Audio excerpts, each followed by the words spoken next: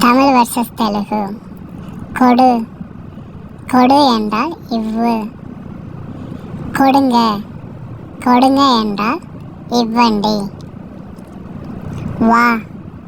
வா என்றால் ரா. வாங்க. வாங்க என்றால் ரண்டி. போ. போ என்றால் வெள்ளு. போங்க.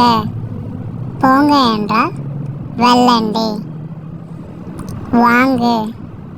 வாங்கு என்றால் கொணு. வாங்குங்க. வாங்குங்க என்றால் கொணண்டி.